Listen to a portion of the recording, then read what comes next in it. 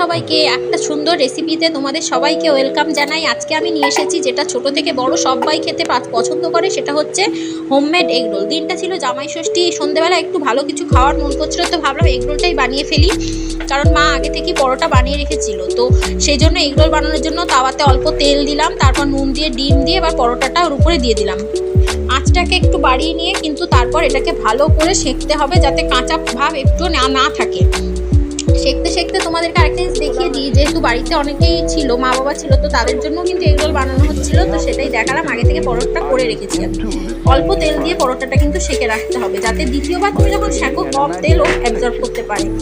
দেখো ডিমটা পুরো রেডি করে নিয়ে এবার চলে যাচ্ছি কিন্তু আমি এগরোলটার প্রিপারেশানে। এগরোল প্রিপারেশানে লাগছে শসা, বিট নুন, কাঁচা লঙ্কা দিয়েছি, পেঁয়াজ দিয়েছি, আর নিয়েছি টমেটো, আর এই টমেটো কেচাপ আমি পতঞ্জলিটা ইউজ করি, তোমরা যে কোনো একটা ইউজ করতে পারো।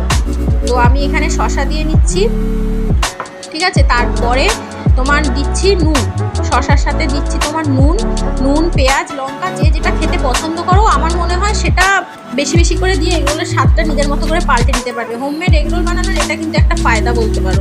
তো দেখে নাও কি সুন্দর লঙ্কা টঙ্কা দিয়ে একদম সুন্দর করে সাজিয়ে উপর থেকে লেবুর রস দিয়ে আমি এটাকে একদম মানে আমার ফেভারিট মতো করেই করার চেষ্টা করছি, কারণ আমি নুন জাতীয় জিনিস খেতে ভীষণ পছন্দ করি। তো বিট নুন আমি একবারে ভরে ভরে দিয়েছিলাম। তো তারপরেই দিয়ে দিয়েছিলাম এর উপর দিয়ে অল্প পরিমাণে টমেটো সস।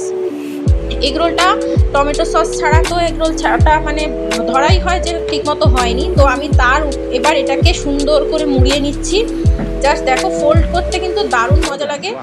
এই দেখো এগরোল কিন্তু একদম রেডি হয়ে গেছে। তোমরাও কিন্তু ঘরোয়াভাবে এরকম এগরোল বানাতে পারো।